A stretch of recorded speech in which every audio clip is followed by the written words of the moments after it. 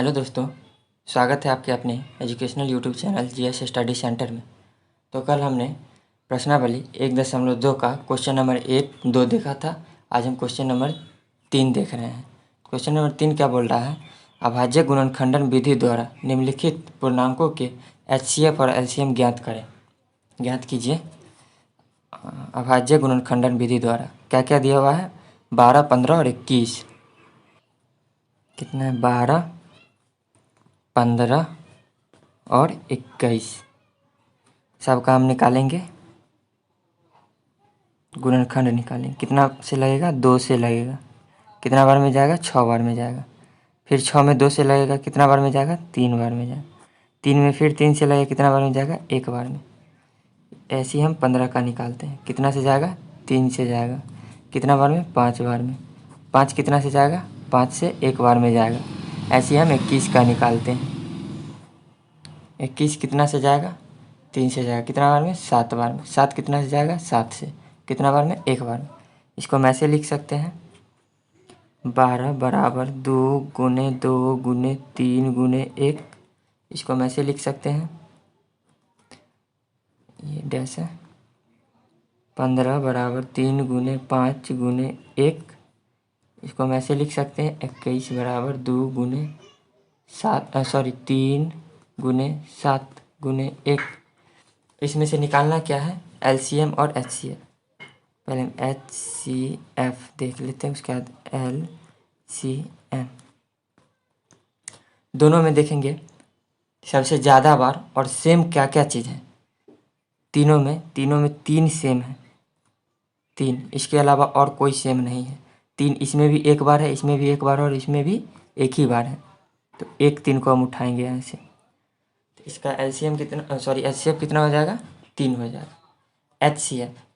HCF देखेंगे हम। LCM को तो हम वैसी, एलसीएम में एचसीएफ को हम लिख देंगे वैसे ही, गुना दे देंगे। और जितना बच गया था, ये हो चुका है, ये हो चुका है और ये भी हो चुका है यहाँ। और जितना जो बच गया, ये दोनों 2, तो दोनों 2 लिख देंगे। उसके बाद ये 5 लिख देंगे। उसके बाद ये 7 बच गया था, तो ये हम 7 लिख देंगे। सबको हम गुना करके लिखेंगे तो कितना आएगा? सबको जब हम गुना करेंगे तो 2 दूना 4, 4 पंचे 20, 20 आया। 20 और 7 21, यानी कि 420 आएगा। एचसीएम इसका कितना आया? 3 और एलसीएम 420। अब इसी में क्वेश्चन 2 क्या बोल रहा है? क्वेश्चन नंबर 2, क्वेश्चन 3 का क्वेश्चन नंबर 2 क्या बोल रहा है? क्या क्या चीज़ लिखा हुआ है? 17, इसमें से 17, 23 और क्या है? 29। ये सभी का सभी अभाज्य संख्या ही है।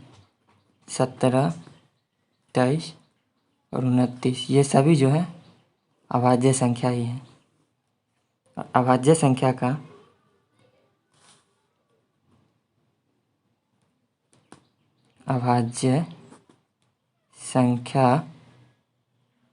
का एचसीएफ जो है, एचसीएफ हमेशा कितना होता है? 1 होता है। कितना? 1। और अभाज्य संख्या का एलसीएम जो होता है, एलसीएम, जितना भी डिजिट यहाँ पे लिखा रहता है, जितना भी नंबर रहता है लिखा हुआ, डिजिट नहीं नंबर, सभी को हम क्या कर देंगे? मल्टीप्लाई कर देंगे। 17 गुने 23 गुने 29 को जब हम गुना करेंगे तो गुना करने के बाद आना चाहिए 11, 3 3 9। अब गुना कर लीजिएगा इसको बारी बारी से, इतना ही आना चाहिए। अभाज्य संख्या का हमेशा एचसीएफ 1 ही आएगा और इसका एलसीएम जो होगा, जितना भी अभाज्य संख्या रहेगा सभी का मल्टीप्लाई हो जाएगा। क्वेश्चन 3 का क्वेश्चन नंबर 3 क्या है? क्वेश्चन नंबर 3 का क्वेश्चन नंबर 3, 8, 9 और 25 है। कितना है? 8, 9 और 25। तो यहाँ पे हम लिख दिए 8, यहाँ पे 9 और यहाँ पे 25। 8 कितना बार में जाएगा? 2 बार में। कितना से? 2 से जाएगा 4 बार में। 4 जाएगा 2 से 2 बार में। 2 जाएगा 2 से 1 बार में। 3 से जाएगा 9 3 बार में, और 3 एक बार में जाएगा 3 से। 5 से जाएगा 25, 5 से 5 एक बार में। इसको हम ऐसे लिखेंगे 8 बराबर 2 गुने 2 गुने 2। फिर लिखेंगे 9 बराबर 3 गुने 3 और कितना है 25 बराबर, यहाँ पे एक भी हम लिख देते हैं 5 गुने 5 गुने 1। इसमें कॉमन कौन है? कॉमन तो हमको कोई नहीं दिख रहा है, सिर्फ और सिर्फ एक दिख रहा है। HCF जो है कॉमन वाला होता है हमेशा, हाईएस्ट कॉमन। HCF कॉमन सिर्फ एक है, इसका HCF कितना हो जाएगा? 1 हो जाएगा। और LCM जो है LCM बच गया इधर जितना सभी का मल्टीप्लाई, तो मल्टीप्लाई डायरेक्ट इसी काम कर देते हैं। 8 9 और 25 को, 8 9 और 25 को जब हम मल्टीप्लाई करेंगे 25 अट्ठे हो जाएगा 200, और 200 को 9 से जब हम मल्टीप्लाई करेंगे तो 1800 हो जाएगा। इसका LCM कितना हो जाएगा? 1800 और HCF 1। अब हम क्वेश्चन नंबर 4 की ओर चलते हैं। यहाँ पे जो है क्वेश्चन नंबर 4 बोल रहा है HCF 306 और 657 का HCF 9 दिया हुआ है, LCM ज्ञात करने के लिए बोल रहा है। LCM निकालने के लिए क्या कल हम बताए थे? कोई भी LCM या HCF, ये फॉर्मूला था। चलिए लिख देते हैं। पहला संख्या गुने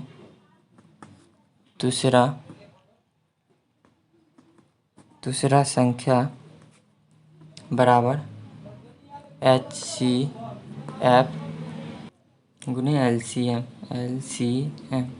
यहाँ पे पहला नंबर ये हो जाएगा 306 गुने 657।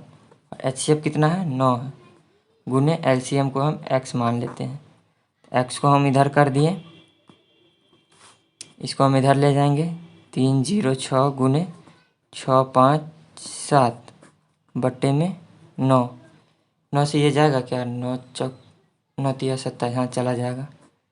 9 तिया 27 और 9 चौक 36, बच्चा x बराबर 34 गुने 657।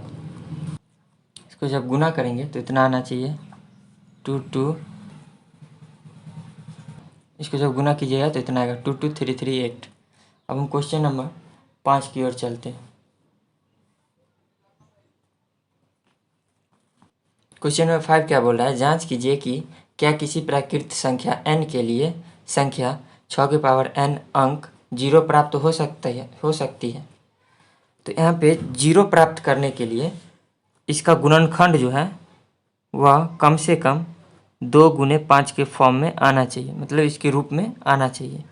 जैसे मान लीजिए हम कोई एग्जांपल ले लेते हैं 20, इसका पावर हम x मान लेते हैं x। इसका गुणनखंड जो है इसका क्या क्या आएगा? 2 गुने 2 गुने 5। कम से कम एक बार 2 गुने 5 के फॉर्म में आ गया है, तो इसके पावर में हम कुछ भी अगर देंगे तो 0 आ सकता है, 0 आने की संभावना है। 0 आएगा ही, लेकिन 6 का जब हम गुणनखंड निकालेंगे, 2 ये 3 बार में गया, 3 एक बार में गया, तो ये 2 और 5 के फॉर्म में नहीं है। 6 बराबर 2 गुने 3, ये जो है इसमें 5 नहीं है। इसका मतलब इसके पावर में अगर हम कितना भी देंगे, पावर में हम कुछ भी लिख देंगे तो 0 आने की संभावना नहीं ही है। तो इसीलिए लिखेंगे अतः 6 का गुणनखंड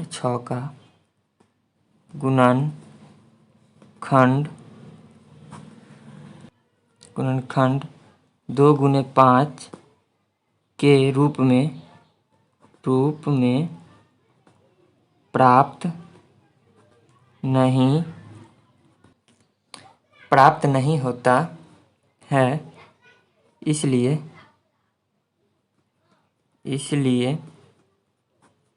n का मान कुछ भी रखने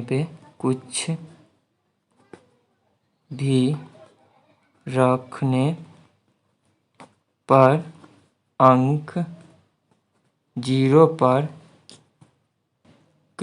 पर समाप्त नहीं होगा। क्वेश्चन नंबर 6 क्या कहता है? व्याख्या कीजिए कि इतना और इतना भाज्य संख्या क्यों है। चलिए इसको हम चेक करते हैं। पहले क्या दिया हुआ है? 7 गुने 11 गुने 13 जोड़ 13। इसमें उभयनिष्ठ जो है 13 है। उभयनिष्ठ इसमें 13 दिख रहा है, तो इसमें से हम 13 को कॉमन ले लेते हैं। 13 तो 7 गुने 11, 13 ये हम कॉमन ले लिए हैं तो ये हट जाएगा, जोड़ 1। ऐसे कर देंगे। इसको हम गुना करेंगे। 13 गुने 11 सत्ते 77 जोड़ 1। ये 1 कैसे लिखे हैं वो तो आप समझ गए, क्योंकि 13 इसमें से हम कॉमन ले लिए हैं, तो 13 इकाई 13, ये वाला 13 हो गया। अब इसमें से हम इसको ऐसे लिखेंगे, 13 गुने 78, एक जोड़ देंगे इसमें तो 78 हो जाएगा। ब्रैकेट हटा दिए हैं। 13 गुने 78। अब गुने हम 1 भी तो लिख सकते हैं। जब हम गुने 1 लिख देंगे तो अभाज्य संख्या के लिए क्या होना चाहिए? या तो वो संख्या उसका गुणनखंड 1 आए और खुद आए, इससे ज़्यादा नहीं आना चाहिए। यहाँ 1 से ज़्यादा है, मतलब 2 से ज़्यादा है गुणनखंड, तो लिखेंगे अतः इस संख्या में इसमें 2 से ज़्यादा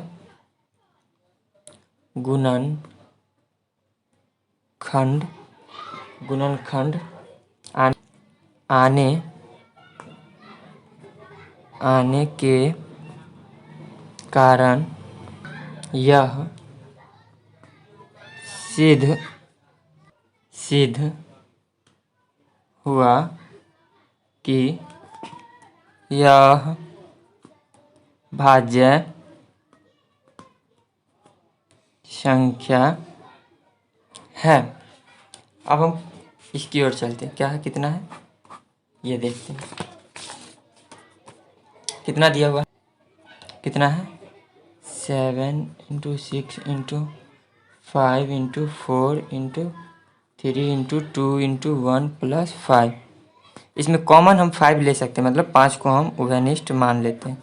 7 गुने 6 गुने ये वाला 5, 4 गुने 3 गुने 2 गुने 1 जोड़ 5, इतना हम कॉमन ले लिए। अब हम इसको यहाँ पे यहाँ पे 1 होगा 1, इसको हम यहाँ पे ऐसे लिख देते हैं। 7 छक 42 गुने 4 तिया 12 गुने 2, इसको हम गुना करेंगे तो 1 ही रहेगा, ऐसे कर देते हैं। यहाँ 5 गुने 42 गुने 24 जोड़ 1, इसको हम गुना करें 5, इसको हम गुना करेंगे तो इतना आना चाहिए, जोड़ 1 1 5 0 0 9, इतना आएगा। तो यहाँ पे क्या हो गया? 5 गुने 1 0 0 9 गुने 1, यहाँ भी वही हाल हुआ, मतलब यहाँ भी वही हल आया, मतलब 2 से ज़्यादा गुणनखंड निकल रहा है। एक तो 1 आ गया, 5 है, 1009 है, तो यह भी क्या हुआ लिखेंगे यहाँ पे, अतः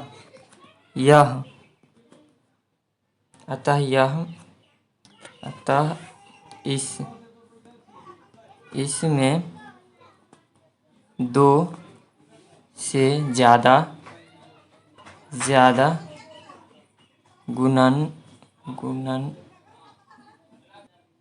गुणनखंड 2 से ज़्यादा गुणनखंड आने के कारण यह भाज्य संख्या है। यह क्या है? भाज्य संख्या है। अब क्वेश्चन नंबर 6 की ओर चलते हैं। क्वेश्चन नंबर 7 क्या बोलता है? किसी खेल के मैदान के चारों ओर एक वृत्ताकार पथ है। इस मैदान का एक चक्कर लगाने में सोनिया को 18 मिनट लगते हैं, जबकि इसी मैदान का एक चक्कर लगाने में रवि को 12 मिनट लगते हैं। मान लीजिए वे दोनों एक ही स्थान और एक ही समय पर चलना प्रारंभ करके एक ही दिशा में चलते हैं। कितने समय बाद वे पुनः प्रारंभिक स्थान पर मिलेंगे। कौन वृत्ताकार पथ है, वृत्ताकार पथ है, ये पथ हो गया रास्ता। ये इस पे सोनिया को चलने में कितना 18 मिनट लगते हैं। सोनिया को 18 मिनट लगता है और रवि को लगता है कितना मिनट, 12 मिनट लगता है। इस पे चलना क्या बोल रहा है, एक ही स्थान से, मान लीजिए ये है प्रारंभिक बिंदु, एक ही स्थान से और एक ही दिशा में दोनों चलना प्रारंभ करते हैं तो कितने समय बाद वे पुनः एक दूसरे से मिलेंगे। यहाँ पे क्या बोला, कितने समय बाद पुनः मिलेंगे, तो इसमें क्या निकलेगा, एलसीएम। एलसीएम निकालने के लिए पहले हम इसका गुणनखंड निकालेंगे। तो कितना बार में जाएगा, 2 से 9 बार में जाएगा, 3 से 3 बार में 9 जाएगा, 3 से 1 बार में 3 जाएगा। 12 के लिए हम निकालेंगे, 2 से निकालेंगे 4 बार में जाएगा, 6 बार में जाएगा, 2 से 3 बार में जाएगा, 3 से ये 1 बार में। इसको हम ऐसे लिखेंगे 18 बराबर 2 गुने 3 गुने 3, 12 बराबर 2 गुने 3 गुने 1 गुने 1। इसमें एलसीएम बोल रहा है ना निकालने के लिए, एलसीएम। इसमें देखेंगे अधिक बार कौन है, 3 जो है, इसमें 2 और 3 3 है। यहाँ पे लिखेंगे हम 2 गुने ये 3 कॉमन वाला को हम एक ही बार लिखेंगे, ये कॉमन हो गया और इसमें ये कॉमन हो गया। तो कॉमन वाले को हम लिख लिया, जो बच गया एक्स्ट्रा उसको हम इसमें कॉमन वाले को लिख दिया। अब जो बच गया, ये 3 बच गया और ये 2 बच गया है, तो फिर गुने 3 और गुने 2 लिख देंगे। तो इसका एलसीएम कितना आ जाएगा, 3 दूना 6 और 3 दूना 6, 6 6 36 इसका एलसीएम आ जाएगा। क्वेश्चन नंबर 7 भी हो गया है, क्वेश्चन नंबर 6 भी हो गया है। क्वेश्चन नंबर 6, क्वेश्चन नंबर 5 भी हो गया, क्वेश्चन नंबर 4 भी हो गया। अगर वीडियो अच्छा लगे तो लाइक सब्सक्राइब जरूर करें। धन्यवाद।